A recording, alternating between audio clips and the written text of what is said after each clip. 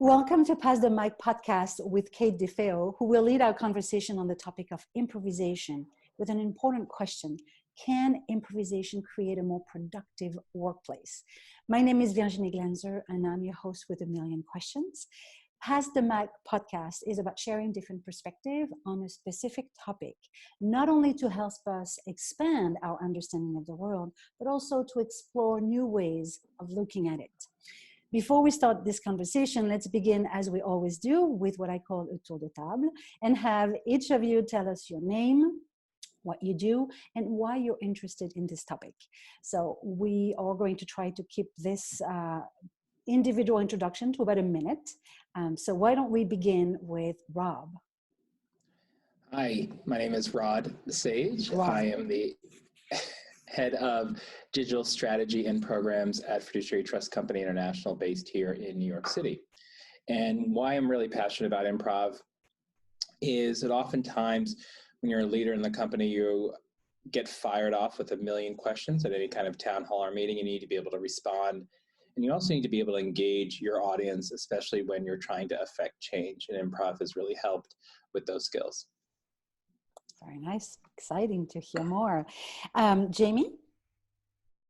My name is Jamie Cummings. I'm a corporate improv trainer, which means I come into companies and organizations and teach them improv, as often as like a team building exercise, something like that. Sometimes just after work, once every couple of weeks for fun. I've gone into companies and done that for like months at a time. And it works on in a corporate setting, it works on collaboration and brainstorming and public speaking and all these things it's amazing how many things that are skills that are helpful in improv scenes that are also helpful in a corporate environment. Wonderful. Okay, great. Kate? My name is Kate DeFeo, and I'm a longtime educator. So I've always taught within the artistic world. And I started out teaching children theater, and then I moved on to teaching teens fiction writing. And when I found long form improv, I began performing it, and then realized the strong passion I held for it, and could not wait to start bringing it to as many people as I possibly could. So I currently run a small business called SAYEGH Improv, located here in Forest Hills, Queens, where we teach adults. It's in Jackson Heights and Forest Hills right now. Teach adults long form improv and the skills that go along with it. Great, cool. I definitely have to try. And finally, Gabe. Hi, my name is Gabe Capone. I'm a writer and improviser. I currently work as a creative director at an advertising agency here in New York City. And I've done improv for many years. I worked with Kate, as we talked about before, in TwoProv. And at work, improv has always just been sort of a part of my day-to-day. I've always kind of made stuff up as I go. But improv helped me hone those skills. I do a lot of presentations. I have a lot of interactions with clients where I have to think on my feet. And just a lot of discussions with people internally. And improv has always been this great skill that I sort of learned through different techniques.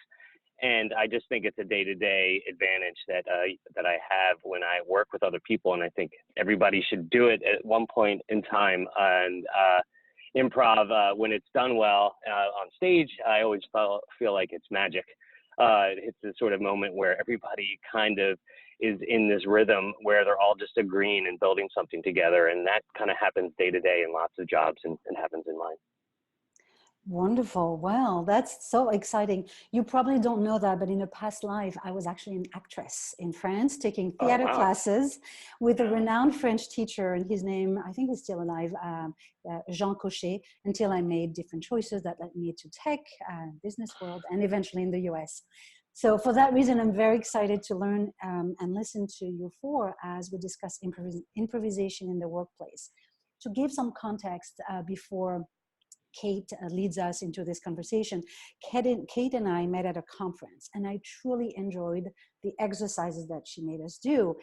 Surprisingly, in a very short time, we were able to trust a stranger and rely on them. The exercises were just hilarious, as I remember, but also profoundly true. What Kate taught us is how to behave in an unknown environment. And I remember tweeting after the conference how losing our sense of self was a bridge to connect with someone else. So with that in mind, why don't you lead us, Kate, in that discussion? And perhaps you can start by, but it's up to you, answering a couple of questions such as, can improvisation create a more productive workplace? And how can we become better leaders through improvisation? Wonderful, thank you so much. So one of the basic things I just wanted to talk about briefly, just in case people don't know, the very, very most basic form of understanding improv and the theory behind it is the idea that we have to say yes, but also that we have to add ourselves, our unique perspective with and we're adding information. And I think why personally I feel it works so well in any life form is that, or direction that we're in, is that really if we simply just say yes to one another and we work in a yes positive work environment, well, that's wonderful. But if you just simply say yes and you never add any information as a leader or somebody who's working with others, it never actually goes any further. I always say that having a conversation where somebody just says yes and never adds any information from themselves, it actually stops productivity. Would you guys agree in your industries that you work in?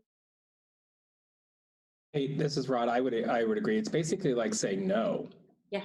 So it's yes and those two words kind of go together. If it's just yes, it just means no on that stuff. And if you can't keep on adding it, it means you don't have the other person with you. They're not there. They're not present. So I'd agree. Yeah.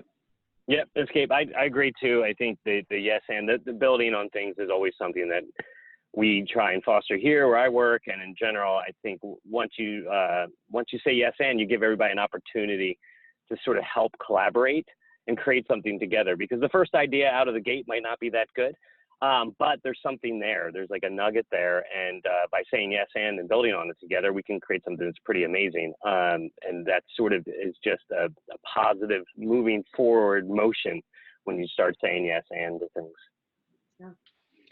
And I agree, of course, because my business is teaching exactly what you're talking about, Kate. So I'm of course on board with all. I'm on board with all this stuff. So what you're saying, Kate, is that during a meeting or on a one-on-one interaction, let's say someone says something, but you don't agree with it. Your mind wants to say no and already has all the justification or the reason. What you're saying is to remember that the improvisation is about saying yes. So does that mean that you actually have to find something to which you can say yes, or you're just pretending and you go with the flow and you say yes and? Yeah, so I think what's interesting about the and part of the statement really is that it gets ignored a lot, I think, in the philosophy behind what we're doing or in the business world, because I think a leader will think that they're creating a positive environment by simply agreeing. But if you just simply agree and you don't add any perspective to it, it often stops and stymies the progress of the actual conversation. It can happen in any industry and in any actual real life conversation. And as Rod said before, it's almost the equivalent of saying no. So just because we physically agree, if you say, hey, you want to go see a movie? Yes. Well, what'd you think of the movie? It was great.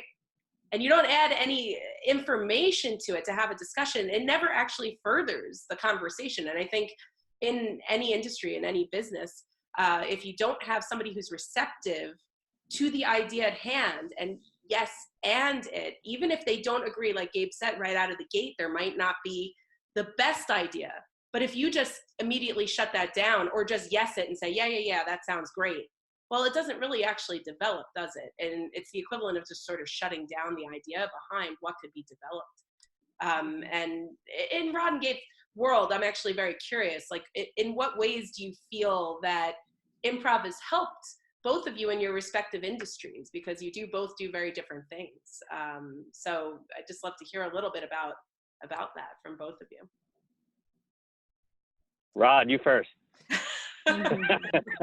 Yes, I will go first. All right. So I liken to a few different situations, and Kate, you did say it can happen in any situation, in any industry, in any conversation. And I'm just going to break that down and give some examples of that. So I have a design team, And we bring people from the front office or people dealing with clients into the design room, and we say, hey, we want to design a new process. And what they bring with them is baggage. They bring with them baggage of how things are, how crappy they might be, or what is legal going to say, or what is compliance going to say, or what is risk going to say, or what the regulator is going to say. Especially in a regulated environment, it's very hard to add the yes and piece around that. So essentially we have rules that I state up front, which is you can't say no. And anyone who gets no, I write their name on a board. You got to make a little bit of fun, and that we employ yes and. So as we think about designing, we make sure that compliance and legal and risk are not in the conversation to cloud anyone's judgment. And we yes and everything. So during the design phase, if someone says something, we've got to yes and it, and we continue to force that. So the design team, which are the leaders and myself, are pushing the folks to think out of the box. And you'll be surprised after it's a whole day session, and you'll be surprised after the first kind of 45 minutes to an hour, it comes very natural because they've been given permission. And I think that is what's missing a lot of time, is that permission to build and think. And when you have that, you tend to have a lot more people on your side to push towards the right goal, the right client experience, or the right whatever. And it comes up another way. And you can be having a performance discussion or a coaching discussion with someone on your team. And the and piece can come into play in a little different way there, right? If they're like, I want more money, or I want to do this, and you can say yes, and it would be great if we focused on these items and got you to where you needed to go so you can excel. And that's where you can have a real open, honest conversation, and they know that you're on their side, versus saying, no, I'm not going to give you an increase, or no, you don't deserve that promotion because these are all the bad things. And so using it even in that, in a situation where you're like, well, I can't yes and every time someone comes and asks for a raise or a promotion, right? That you can use that as a coaching opportunity. So those are two different extremes around kind of the design phase or even a coaching phase. And oftentimes kind of in the middle, there are times I'll talk with clients who want to discuss features and functionality on our website. And that's a really different thing. I'm dealing with someone else's client. I want to make sure they're happy, and continuing to build upon their desire and their ask about what they want to see, and really getting to the heart of what questions they're trying to answer so we can do a better design within a technology or an online site. So you can see where it builds into anywhere from a performance conversation to thinking completely outside of the box on a design solution. Oh, that's wonderful. That's great. And Gabe, what do you think? Yeah, so just to add to some things that Rod said, because I agree in the idea that once you kind of give people that permission and freedom to say yes and, it's a bit of a relief. It's a burden saying no to things. It's a very heavy task to overanalyze things and sort of chop things down, and that can kind of outweigh really like that clear thought and the objectives of what we're trying to do. So once you kind of give people that freedom, I see, you can see it in their face, this opportunity to say yes to something and build on something. So we do that a lot. And I work, the work I do in advertising is a lot of it is coming up with ideas that represent different brands or different strategies or different positions that we need to get across. And that is so much about everybody getting on the same page and collaborating and building together. And we have the same sort of things that Rod mentioned, where we have regulatory to worry about, legal. I do a lot of pharmaceutical advertising. So we have all these different things to consider. And we try and keep that off the table in the beginning parts, because really what we're trying to do is the scatter shot of ideas, and everything is sort of valid at that time, which is great because it's like a stream of consciousness setup. And that's just how our organization works. And then we have general like projects that we have to do that address certain needs. And those, while those are a little bit more limiting and a little bit more traditional, even within the confines of that, we find ways to kind of collaborate and build and create. And so those specific projects or those bigger ideas hinge on everybody sort of getting on the same page about what it is that we're trying to do and what it is we're trying to create, what's the goal, and what's our values for the work. And so much of that is about yes anding everything we can, and committing and acting as if, and all those general improv rules that we know, because we want to create the best work possible, and that's always the goal. And our clients present stuff to us in a traditional manner because that's what they're used to. They would suggest, you know, doing something that's relatively basic or cliched or seen before because why not, right? That's what's been done. And our job from a creative standpoint is to provide solutions that they haven't thought of before. And you can't really do that if people are saying no to things. Wow, it's wonderful. If I could jump in, Kate, like, please, Amy, I wanted to. You know, as far as saying no, like I'll ask my clients sometimes, you know, why do people say no to an idea? It's because, well, the idea doesn't work. But then, you know, why else do people say no? And eventually we'll get to a point where if you say yes, it's a little scary, right? Because then it's like, yes, well, now then how do we do that idea? And maybe it was somebody else's idea and they'll look good, or maybe it was my idea, but I'll look bad because I don't know how to do it. Like no is a way to sort of preserve the status quo. And there's all these, like, you know, in business, there's all these values put on being a disruptor or thinking outside the box. Because I think you can get in an environment where they're sending you your paycheck, you're doing things this way, let's keep it that way, and I'm safe and my job is safe. But it's scary to break out. And as Gabe was saying, you need to break outside of that, the way things are always done. But to do that, you have to say yes, and that yes is scary. So it's like an unconscious protection. I think sometimes people say no without even knowing why they're doing it. Oh my gosh, absolutely true. I could think of a million times, even myself, right? So I believe wholeheartedly in the philosophy, but even when you're speaking, I can think of a million times in my own life where you're absolutely right. The concept of yes is terrifying. It's like you're falling off this precipice because it's all positive. And once you say something very positive, the energy moves forward. And that is a terrifying feeling. It's not, and I think even those of us that feel this philosophy, we can have moments where we're tempted ourselves in many areas of our lives to shut something down. You're absolutely right. What a wonderful way to express it. It's safer in a way to shut energy down because then we're in control a little bit more when we're saying yes. We're relinquishing control, and as humans, I think, you know, it's a scary thing to do. Yeah, definitely. Yeah, and listening to you guys, my goodness, you know, what a gift you are to your industry, because it's, even if we're not always perfect, because we're not, I mean, there's human error in everything, and as well there should be, but the improv perspective, even with human error, is the sense that it's a gift, isn't it, right? We take the error that comes our way and we say, hey, how can we use this to further our communication? How can we take that, what we would deem normally a mistake or something bad, and turn it into something positive? How do we, you know, jump on board with one another? And I think, my goodness, isn't everybody lucky that's coming your way, because you guys already believe in that. And really, I kept hearing you say things about comfort and how you're able to take a room of people and really listen to them. And these are skills, gosh, that I wish everybody would adopt, not just in their business world or in their industry, but in life in general. So Kate, in addition to the yes and, what are other guiding principles in improvisation that we should know? Okay, so ultimately you want to act in agreement, which is with the yes and philosophy, and you want to work together as a group. I think group cohesiveness becomes extremely important. So the idea that you're a team the second you walk in the room, and I was going to ask Jamie before, have you ever found within corporate trainings that when you walk in the room, and I'm sure Rod and Gabe, you also find this in meetings and things of that nature as well, where you walk in the room and there's already a predisposed notion that improv is silly, improv is something that is almost cult-like in its philosophy or its nature, and there's a resistant energy to being on board as a team, that it's difficult. Yeah. Yes, that generally it's not a whole team that feels that way. Generally, there's one or two people that feel that way, which is exactly what you're talking about. You know, this is I'm an accountant or whatever. Why am I playing children's games? You know, it's a fair question.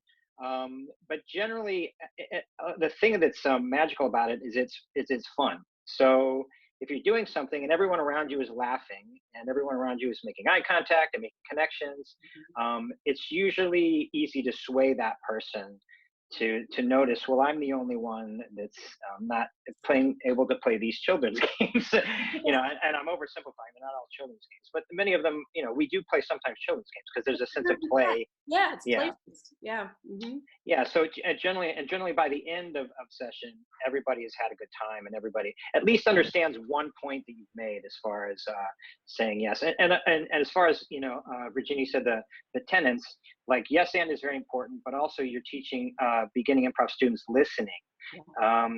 And, you know, Virginia, you said someone says no because they've already thought of all the reasons why they can't do an idea. Well, that means while the person was explaining your idea to you, you weren't listening to them. You were thinking of your response. And we all do this, right?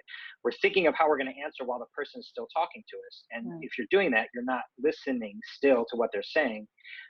So we need to try to keep people that habit, break that habit of coming up with your answer while the person's talking, fully hear everything that they have to say, so that maybe you don't say no to it if you've actually heard everything they've had to say. Wonderful. Yeah, thank you for bringing that up. So true, the listening, yes. Rod, Gabe, any thoughts on that as far as listening is concerned and what that's like for you guys in your day-to-day life? Gabe, would you like to go first on this? Yes, I would. Thank you very much. I hear you, Rod. Yeah, I mean, first, listening is such an imperative in improv and in work. I think what you just said, Jamie, is that this idea that people are sort of waiting for their turn to say what they need to say. So halfway through your that someone's talking to you, and halfway through it, they're already thinking about how they're going to respond to it, what they're going to say to it, and obviously they're not listening, and then you guys aren't really having a productive conversation. And that probably is aligned with the fear thing. They're just want to make sure they get their thoughts out quickly, and, you know, follow the fear. It's such a big tenet of improv, this idea of just sort of appreciating the fact that what someone else has to say is important.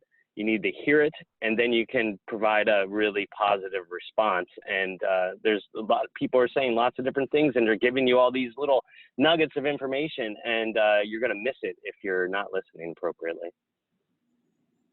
Yeah. Rod? Yeah, thanks, Gabe. You're welcome. Yes, and to add on to that, I know I love all these puns we're making, but it's because we're trained. I know. We understand how it works, and we understand the benefit of these types of mental shifts you've got to make in your everyday. I'm going to talk a little bit about empathy, and empathy is a huge piece, and we don't often talk about it in improv, and I think maybe we should a little bit around it. Part of listening is empathizing with who your audience is. So when I'm in front of a bunch of executives trying to get funding, let's say, for a new idea that seems harebrained, because all my group is responsible for innovation and bringing harebrained ideas in a lot of ways to the organization, and I'm trying to get people to buy into this, you've got to empathize with every single person in that boardroom, everyone in that seat, right, and get consensus. And one of the ways you can do that is really by listening to what their fears or concerns, or what are they, to what Jamie said, right, like what are they going to say when you say something, and kind of get in front of that before they do. And one of the ways I find that do that is active listening on what they're saying, what they've said in previous meetings, how they've reacted to certain ideas, how they've interacted with you, how you've built partnerships or not built partnerships with the past, or maybe they don't even know who the heck you are around it. But getting in front of that as much as possible, and using examples and stories and empathizing with real world things that you can relate your product to. I remember once I was doing this pitch for this document vault or document exchange with a client, and talking about a product that was built in the company before I had come and how I wanted to change it. And I had to boil it down to an exercise around how people buy groceries and take groceries out of their trunk and put groceries in their refrigerator or their cupboards or wherever else like that. Because I knew everyone at the table was a parent, had kids, and went grocery shopping. That is something that's universal to every single one of us, right? We not the kids are stuffing it, but we all shop for groceries, whether you live in New York City and have a a mini fridge, or you live in a McMansion and you have like this huge Viking fridge, right? Everyone's shopping for groceries, and how we bring groceries in, and how we bring bags and bags of groceries in. And sometimes we pick up a gallon of milk with our pinky and we think, oh, the pinky's really strong. It can handle this gallon of milk, and we're bringing this in. And I had to use examples like that to get people on board, and everyone got on board at that meeting right away, because there was equalness as far as, I get, you understand, you're saying it in a term that is not businesslike, and you keep on adding to that story and relate and empathize with them. And improv and storytelling has really helped with that, to kind of think of things on the fly as people ask for things and boil them down to things that all people can relate to. That's such an awesome point. Again, the discoveries we're making even in this conversation that are coming up, and empathy is absolutely huge. I really personally believe that the best improv I see has its ear towards empathy. I do believe that it's listening and it becomes relatable. I think if you're in the audience watching an improv set, some of the most funny sets I've ever seen were where really the people are relatable, instead of it just being the idea of chasing a game just for the sake of chasing a game. There's also this angle of saying, hey, I have this depth to me that you might relate to because I'm going to tell this story. I can't even imagine how invaluable that is in your industry and in your work. What you were saying before, to have people relate to a product, to have people relate to an idea, and using those storytelling gifts. I mean, that's tremendous. It's going back to the idea of comfort again for people in Right. the room.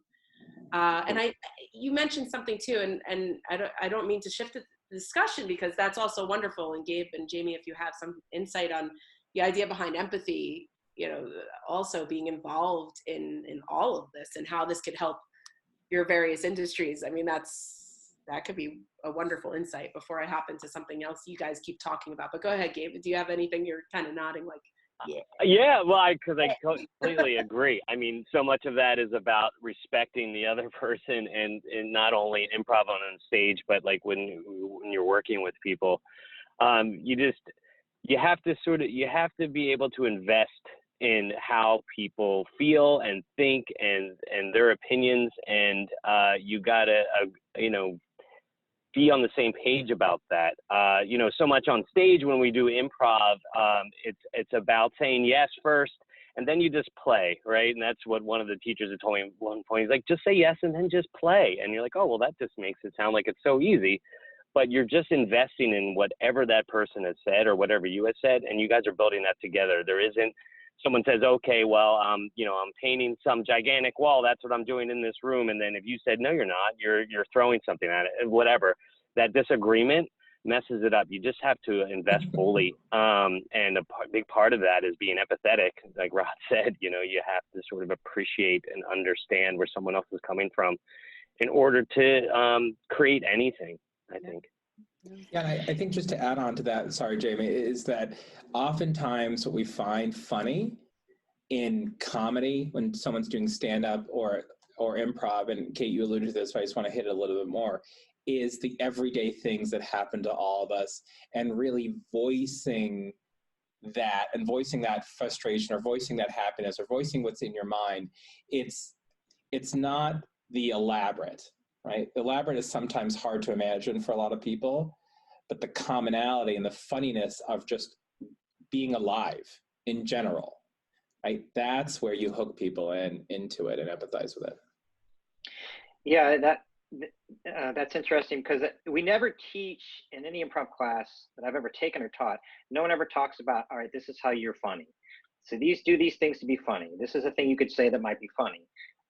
For whatever reason, it just ends up being funny anyway. You just tell people to listen to each other, build off each other's ideas. I mean, it's so much about trying to tie it back to empathy. You can use these tenets in relationships. I try not to be the type of teacher that's a guru, and it's like and to your husband and to your family, but you can do that. It's kind of that stuff, because it's all about two people who are getting on stage in front of their friends and family that they've invited, and they have to create something together.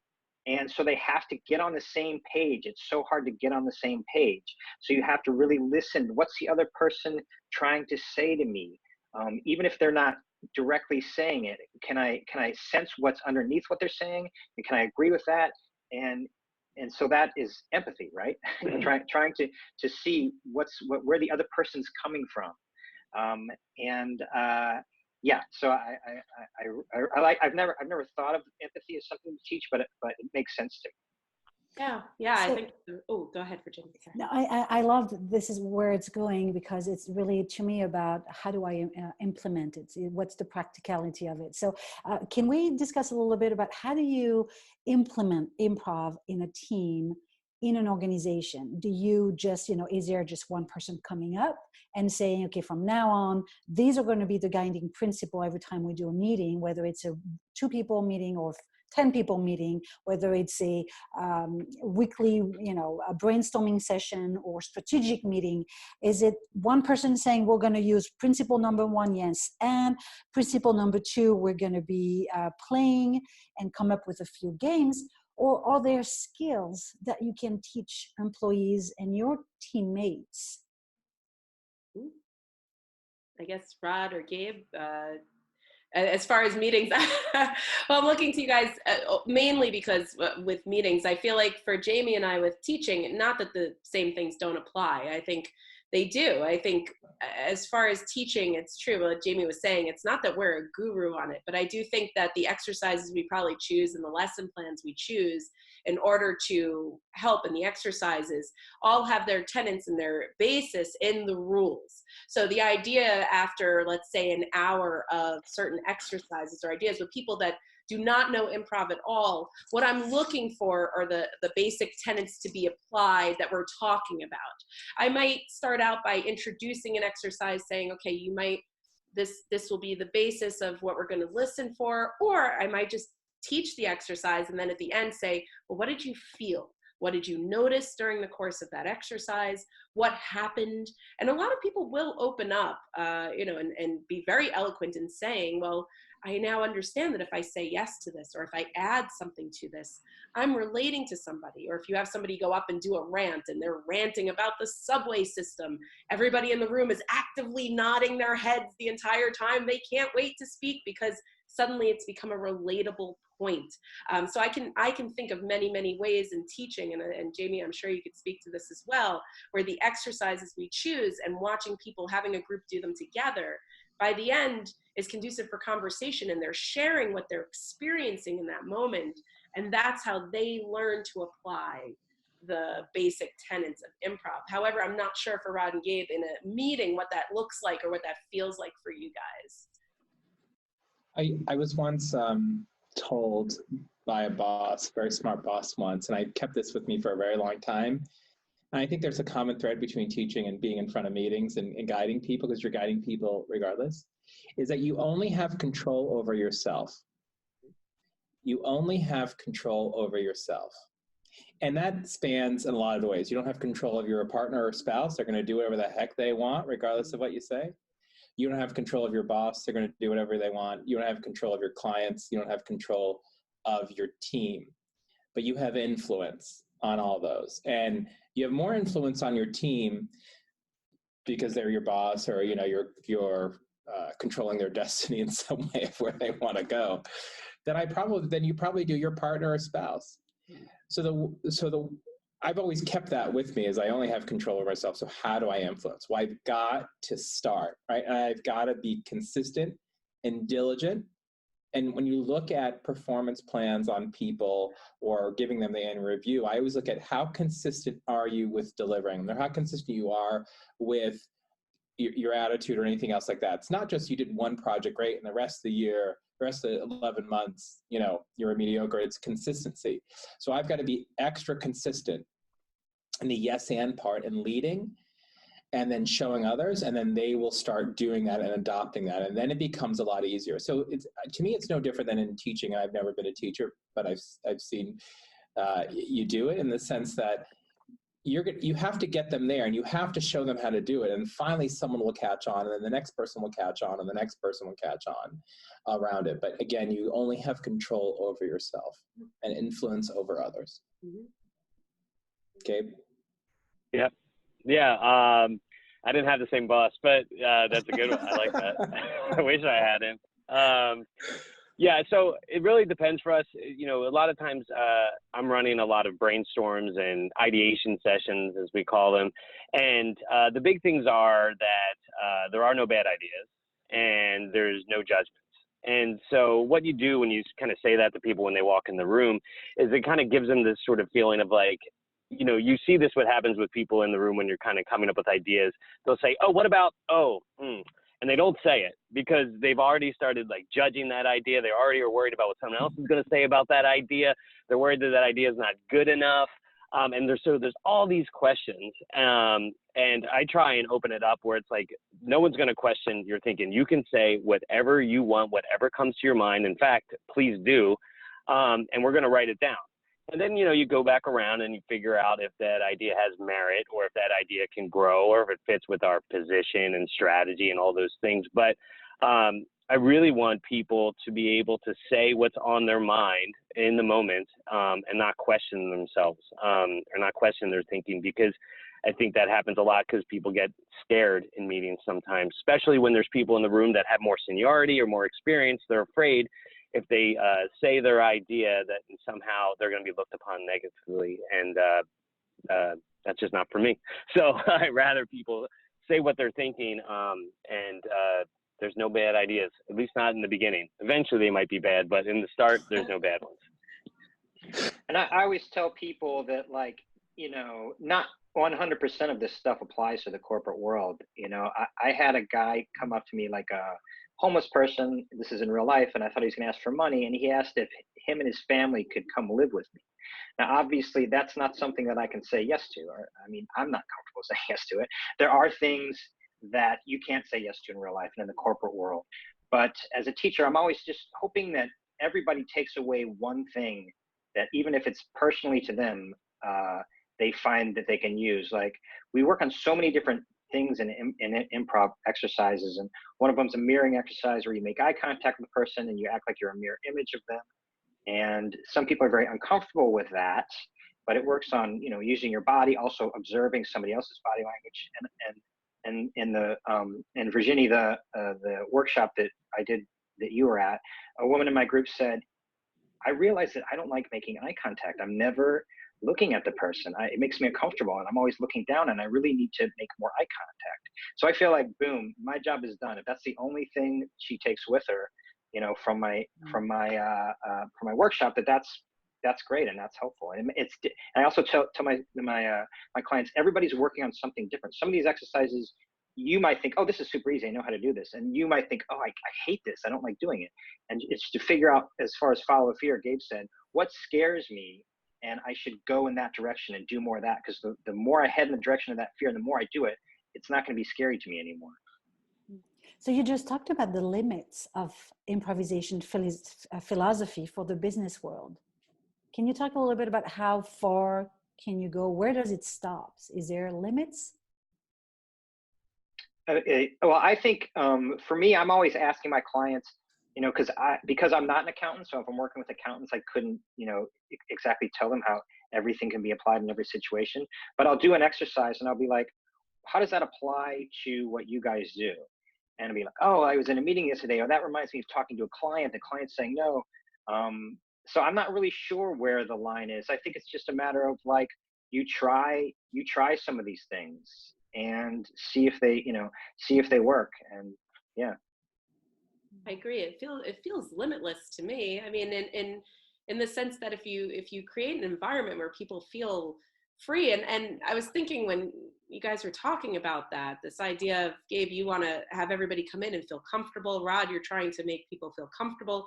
The hope being, and of course, Jamie, you and I definitely want people to feel comfortable in our classes or our corporate sessions.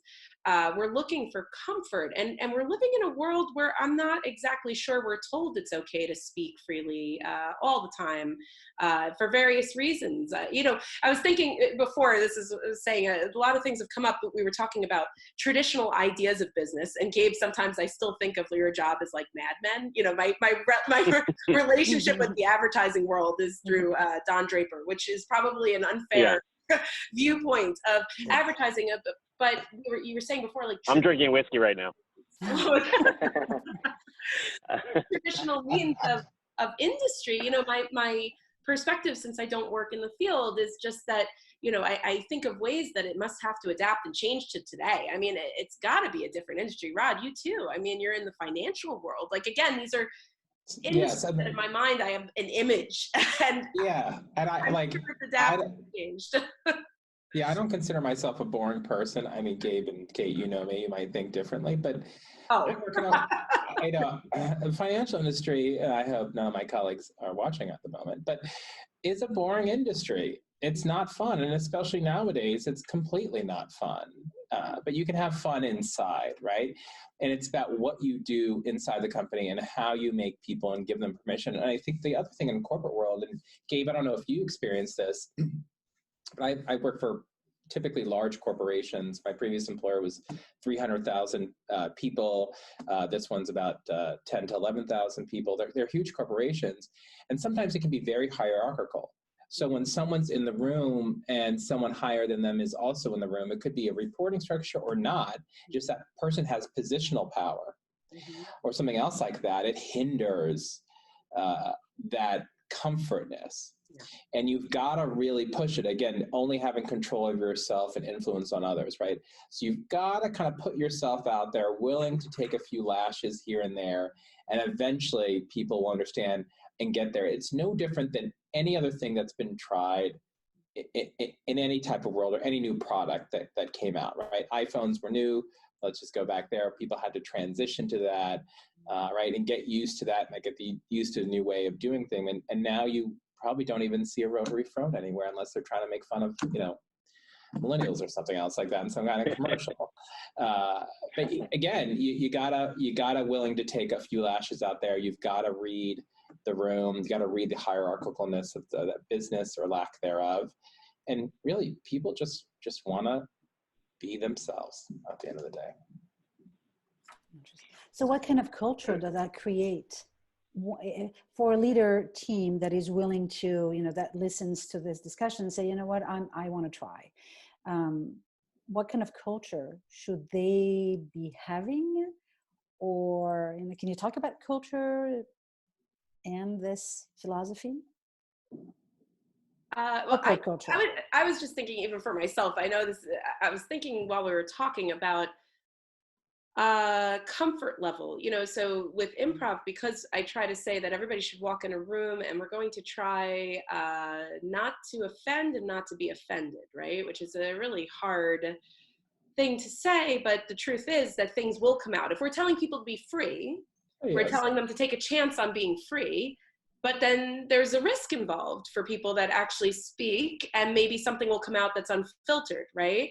And we're saying, well, that's a good thing, right? We're like, oh, good, we're getting to the unfiltered thought, but there's a lot of things. This is why I was saying it can be kind of tricky, because if something comes out that maybe feels wrong or inappropriate, or depending on what other people's standards of wrong and inappropriate are, then we run into somewhat difficult territory with the idea of freedom. And I don't know, I was just thinking about that again with this sense of traditional culture and now, and what we're supposed to do, and are we supposed to, you were asking before, is it limitless? I mean, I guess there are limits, and the culture that's created is what you hope for is comfort, but you hope to be able to address anything that might come up. I mean, I've had incidents in my class where somebody will say something and someone will come up to me later and say, well, that didn't feel right for me. And now they're uncomfortable, but this other person's comfortable. And it's, you know, it's interesting. I don't know if you guys feel that way. Can you have a meeting where, because you're bearing your soul, and Rod, you were saying you're willing to take, you're like, well, I'll take some lashes to put my comfort. I want to be comfortable. If I'm comfortable, does it create the culture of comfort in the room? And when is it you know, what are the limits there with that? I mean, I'll tell you this, when I got hired at this company, it's a very suit and tie place. Mm-hmm. I negotiated, I never had to wear a suit and tie unless I'm going to be in front of a client or unless the board is in town, I'm presenting at the board, right? Those important things. So I wear, you know, let's say khakis and a button-down shirt. Very different than anyone else, and I can get away with it because I work in digital. Guess what? Everyone has started to dress down a little bit. Interesting. Yeah, that's interesting. And the company did adopt a dress for your day as well, so people are getting more relaxed. Mm-hmm. as a result. And that's just a little tiny kind of piece of it, right? Is understanding what you want and what you want your image to be and go forward. And I will say, if you put yourself out on the line and people start to adopt that and you start to lead, you'll have a lot more coming to flock to you. Mm-hmm. And that really opens the gate. You have an open position or people say, I want to work on that person's team. Mm-hmm. I want to have that type of experience at work. Right.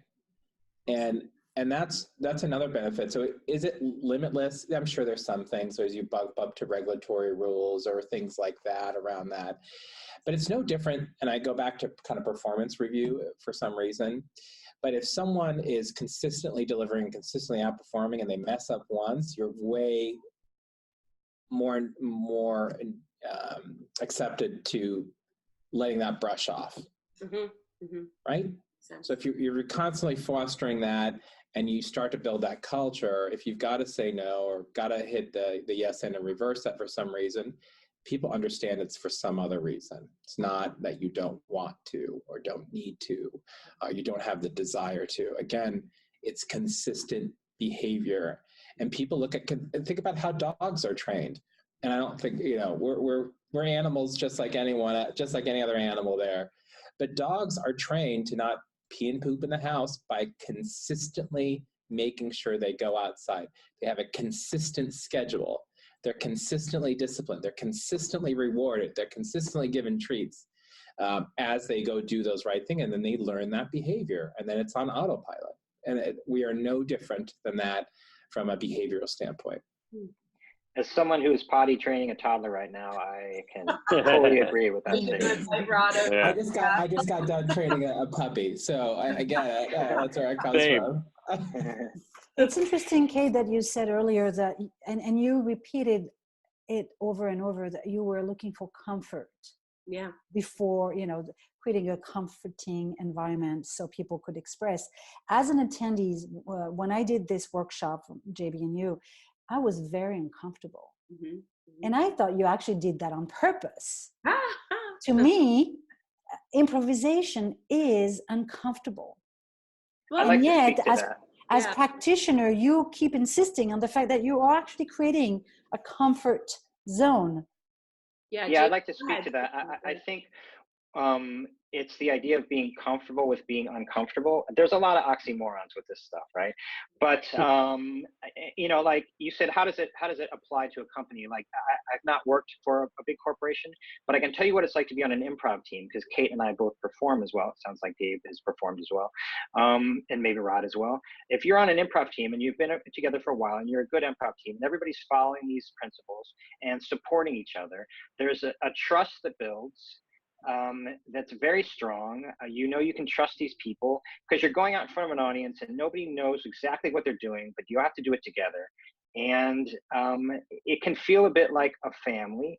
And that's because everybody has gotten comfortable with being uncomfortable or with taking risks. You have to, so Virginia, you probably walked into this workshop and was like, I'm going to be doing a lot of stuff and taking a lot of risks and stuff I'm not familiar with. That is uncomfortable.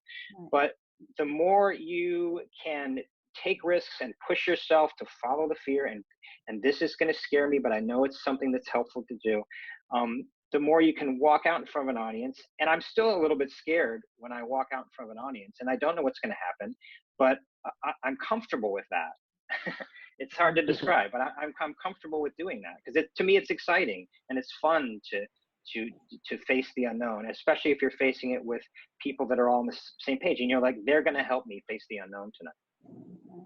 That's very true. Yeah, and yeah. Sorry. Sorry. I was just going to say that I remember a particular phrase that, like, on improv teams, and Kate, when you and I were working together, and then also in sketch and backstage, everybody would always say to each other, "I got your back."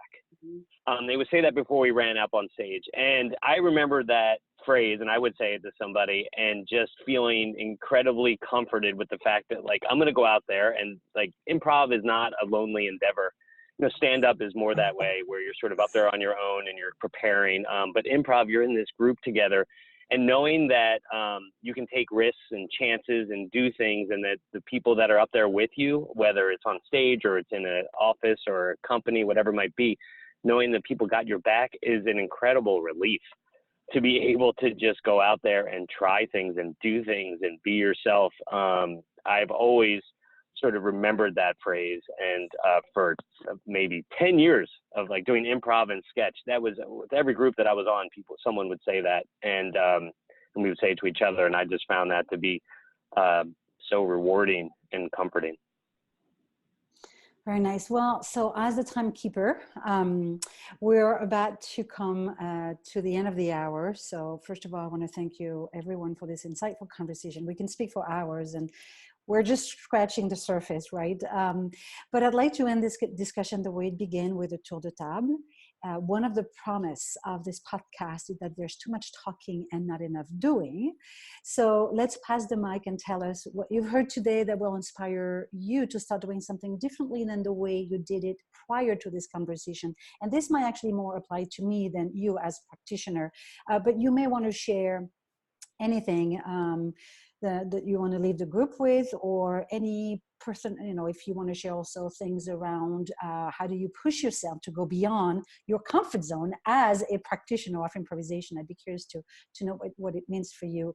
And I'm going to start by sharing my own takeaways to give you a moment to collect your thoughts. So this conversation was just amazing. Number one, I'm a big and firm believer that improvisation is an amazing philosophy and practice that actually can impact dramatically a culture of an organization, because it creates a more meaningful place. You know, we've talked about empathy and listening. I think it just creates more meaningful relationship. So that's number one. I came in this discussion thinking, I want to learn more about improvisation because I have a team, or 8. I have a couple of interns, and I want to teach them skills. But really my aha moment was during the conversation when I heard a couple of you say that it actually starts with your personal agency. And so it actually starts with me. So I want to train myself, and I'm going to try with my husband, with my kids, I'm going to try it with my neighbors, and have this almost new habit. And I know it takes time to say and yes and. So big thank you for that. I also do want to somehow incorporate some exercises when I do a brainstorming session with a client or strategic meeting. So I'm going to do a little bit of research, and I hope that we can share in a follow-up best practices or tools, or maybe exercises that you would recommend a company to kind of get themselves familiar. But so that's my takeaway. So thank you so much. Why don't we begin with Gabe, if you want to share your last thoughts or anything you'd like. Sure. Yeah. First, I want to bring Jamie and Kate into my office and have them teach a workshop here, because I think it'd be really great to have them here. I've done those kind of things here, but I think it's nice to have somebody from the outside, and especially 2 people that I respect, to be involved, because I think we need to implement those kind of things here. That's one thing that I've learned just from talking to all of you, and Rod mentioned empathy specifically. And, we do a lot of active listening, but I want to do more of it. And it's really, I want to encourage the people I work with to do more of that and be empathetic to the other person's opinions and thoughts. And it doesn't happen consistently. And I'd like to make it so that it isn't just coming from me, but everybody's sort of getting on the same page and behaving in that same manner. Because I do think if you do that consistently, the work, the people you work with, and the actual work, the outcome of that, the results are only going to be positive and good. So I thank all you guys for kind of reminding me of that fact that listening and being respectful and empathetic is such an important pillar at any place that you work. Absolutely. Rod? I'll add on to what Gabe has said. I think for me, a relatively new group, and I'm trying to get them to think differently. And that's where the kind of some of the stuff I said kind of comes from. And for me, I got to now pass it down in a way. I can't be the only one constantly pushing it, and I've got to have others to kind of push and lead on their own. So part of that is kind of letting go a little bit of that in a different way, if that makes any type of sense, and instilling and making sure people know that it's now your time to take this over, right? Not that I'm done, right? I've got other fish to fry here, but now it's your time to take what you've learned and how it's helped you and pass it on in a way. Beautiful. Letting go. Big topic. Jamie? I really like this idea, again, of empathy. Like, I had not thought of teaching that. Like I said, I've always thought more of like communicate clearly, understand each other, get on the same page. But I think empathy sort of takes it a little bit deeper. It involves some emotion, I think, like what is the other person feeling? Why are they saying this? And again, I keep saying I'm trying not to be a guru. I'm starting to think maybe I might be a guru, because I think that Mr. Rogers is having a bit of a comeback. And I try to get my son to watch Mr. Rogers, and there's a documentary and there's a Tom Hanks movie. And I think that's because in our society right now and on the news, it's very divisive and people can't hear each other. And I think people are missing empathy, and they're remembering what it was like when they were children to be taught that and to experience that. So I really want to try to incorporate that idea into what I'm teaching, and maybe people can take it out into the world. Beautiful. Wonderful. And since you begin, Kate, I'm going to let you end this conversation.